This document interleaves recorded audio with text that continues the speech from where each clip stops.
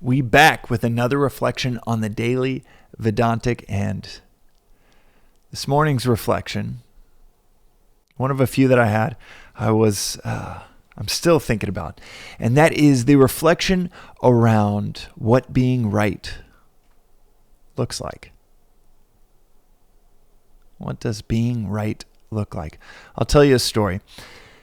About 8 years ago, once a month, I would meet with a handful of people, including Sam Altman, the CEO of OpenAI, and we would meet in these dingy offices of a company that was pursuing artificial intelligence. They were pursuing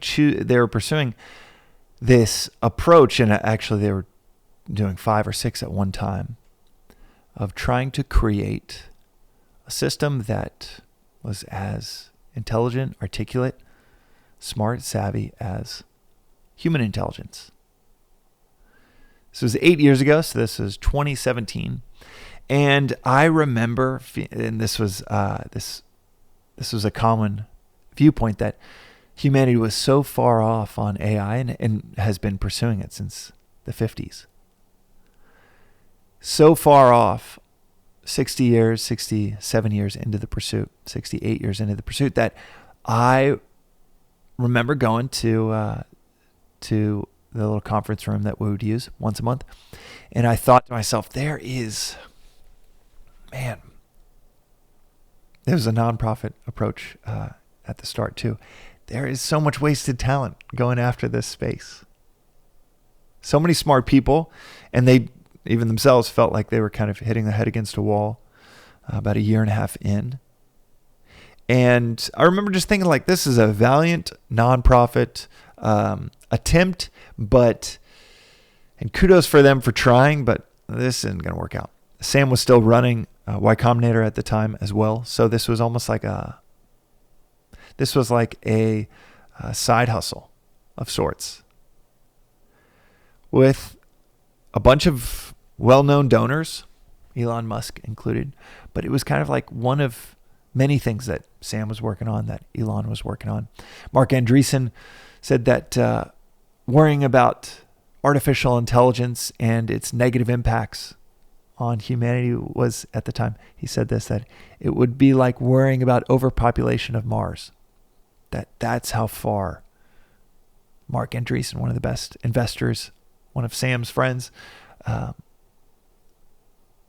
of the best investors in the world, of trying to foresee the future, saying that it was basically like decades away. And about 5 years later, they would launch ChatGPT 3.5, which passed the Turing test, which it's one of the ways that milestones of proving that they had built artificial intelligence.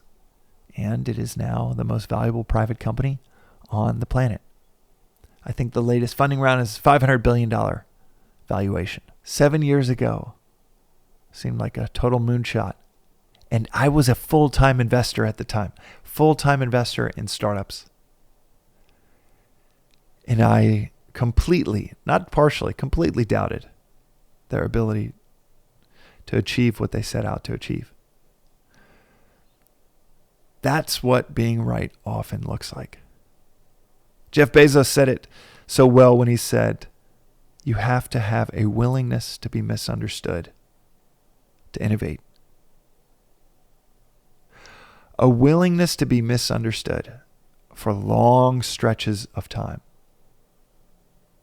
To ultimately be right, but more than that, to ultimately serve your community, those around you, maybe humanity at large, with whatever you are building, toiling away, not just in the darkness of perhaps a literal or metaphorical basement, but toiling away when everyone around you, including close friends, doubt you and your chances of being right.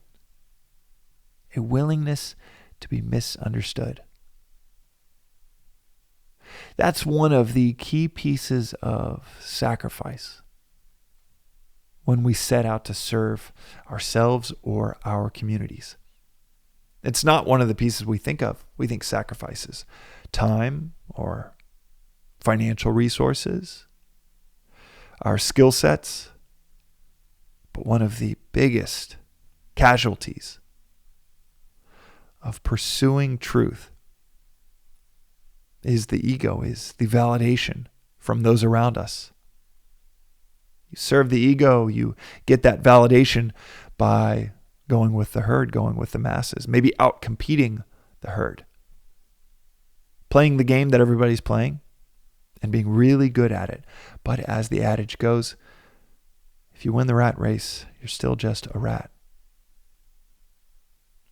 What being right looks like in the beginning stages is no validation, no pats on the back, perhaps even isolation from those that you're trying to serve. But what it looks like, so much more than perhaps anything else, is being misunderstood. And what's required is the willingness to sit there at long stretches of time, years, maybe even decades, of being misunderstood, of being mischaracterized, of perhaps being ostracized. But if you really care about service for those around you, service for the higher, and if you can do that, you are the one in a generation that develops a cure for polio, that harnesses the power of electricity, that splits the atom, or creates AI.